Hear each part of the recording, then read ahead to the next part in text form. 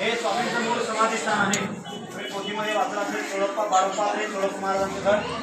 स्वामी जे पहिल्यांदा अक्कलकोटला आले या चोळप्पा महाराजांच्या घरी, यांच्या घरी 21 वर्ष स्वामींनी वास्तव्य करून चोळप्पा महाराजांना सांगितलं की चोळप्पा तुझ्या घरी मी 21 वर्षाचा वास्तव्य केलंय, माझी जायची वेळ झाली, निघतोय आता, जर तुला काय हवं असेल तर मागून घे, धन दौलत पैसा सोनं नाणं जमीन जायदाद तुझे तुझ्या मुखातून येईल ती संपत्ती मी तुला द्यायला तयार आहे, फक्त मागून घे असं सांगितल्यानंतर ना चोळप्पा महाराजांनी स्वामींना सांगितलं की स्वामी जर आपल्याला काही द्यायचं असेल तर तुमची समाधी माझ्या घरी द्या।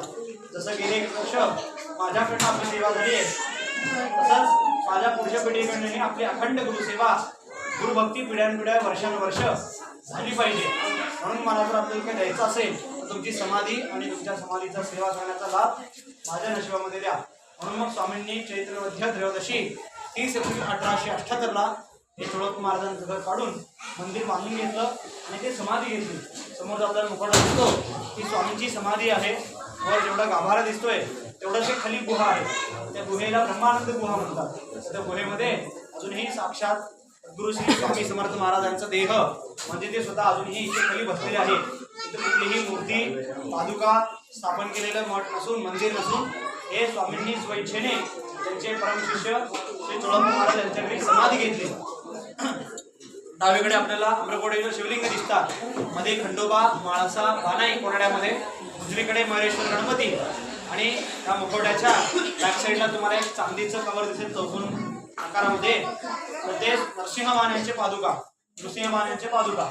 दत्त संप्रदायामध्ये पादुकांना विशेष महत्व आहे म्हणून स्वामींनी पादुकांना वर स्थान देऊन स्वतः खरी विराजमान झाले। तर हे ह्या स्थानाचं महत्व। आणि तत्पूर्वी समाधीच्या आधी स्वामींनी चोळप्पा महाराजांना सांगितलं की बा ह्या स्थानाचा कोणीही बाजार काढायचा नाही। बाजार म्हणजे त्यांच्या भाषेत सांगणं झालं तर पोस्टर बॅनर ॲडव्हर्टायझिंग करणे। स्वामींनी सांगितलं की अक्कलकोटला येणारी प्रत्येक व्यक्ती वेगवेगळ्या कारणासाठी येणार आहे, कुणी श्रद्धेने येतं, कुणी निष्ठेने येतं, कुणी निस्वार्थ भावनेने येतं, कुणी मनामध्ये स्वार्थ घेऊन येतं, कुणी फक्त यायचं म्हणून येतं। तर स्वामींनी सांगितलं की प्रत्येक येणाऱ्या व्यक्तीला मी माझ्या स्थानात येऊ देणार नाही। आलेली प्रत्येक व्यक्ती पहिला माझ्या वडाच्या पारंब्याखाली बसून माझं नामस्मरण जप तप करून आपापल्या गावी निघून जातील। असे कित्येक वर्ष करतील। ज्या दिवशी त्यांची कर्मशुद्ध होतील त्या दिवशी त्यांना या स्थानाचं महत्त्व आणि इथलं दर्शन त्यांना घडलं पाहिजे। अक्कलकोटला रोजचे शनिवार रविवार सोडून सुद्धा रोजचे 30 ते 40 हजार लोक या क्षेत्री येतात।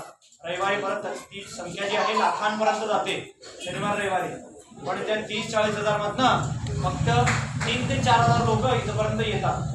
म्हणजे जो रेशो आहे अक्कलकोटला येण्यापर्यंतचा आणि तिथून इथपर्यंत येण्याचा यामध्ये जमीन आसमान फरक आहे।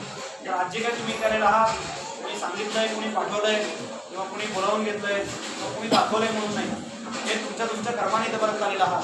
ते जे कोणी तुम्ही बोलवलंय, कोणी पाठवलंय, कोणी घेऊन आलंय हे फक्त निमित्त मात्र। म्हणून स्वामींनी सांगितलं की जोपर्यंत मनुष्याचे कर्म होणार नाही तोपर्यंत मी त्याला येऊ देणार नाही।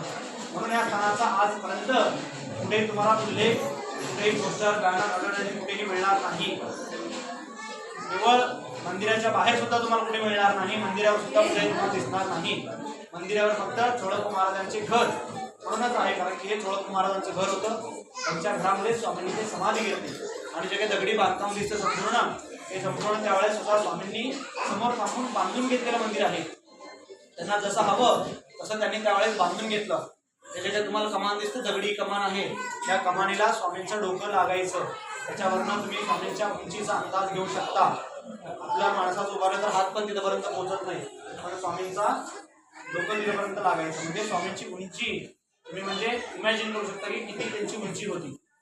तर हे त्या स्थानाचं वैशिष्ट्य। आणि आम्ही आता चोळप्पा महाराजांचे 5वे वंशज, आमची 5वी पिढी आहे। 5 पिढ्यांपासून आपल्या परिवाराकडनं स्वामींची सेवा वर्षानुवर्ष पिढ्यानपिढी होते। स्वामींनी समाधीच्या आधी सांगितलं की या समाधीची सेवा चोळप्पाच्या हट्टाखाती किंवा त्याच्या मागण्यामुळे वंश परंपरेने त्याच्या पुढच्या वंशजांनी मला ते सांभाळायचं आहे, म्हणून स्वामींनी दिलेल्या आदेशाप्रमाणे 150 वर्ष झालं आपल्याच परिवाराकडनं स्वामींची सकाळची काकड आरती सेवा, त्यानंतर 10:30-11 वाजेपर्यंत अभिषेक सेवा चालू असतात। समाधी उघडी असते स्वामींची, समाधीवर अभिषेक होत असतात। त्यानंतर दुपारी 12:30ला नैवेद्य आरती आणि रात्रीची ही सेजा आरती, संपूर्ण जी काही सेवा आहे चोळप्पा महाराजांच्या परिवाराच्या वतीने होत असते। आणि इथे दर गुरुवारी पौर्णिमेला स्वामींच्या समाधीला अभिषेक अन्नदान सेवा होत असतात. येथे 18 तारखेला मार्गशीर्ष महिन्यातला शेवटचा गुरुवार आहे. जर कोणाला आल्यासारखं आपल्या परिवाराच्या वतीने त्या समाधीला अभिषेक अन्नदान करायचे, तिकडे नाव पत्ता लिहू शकता.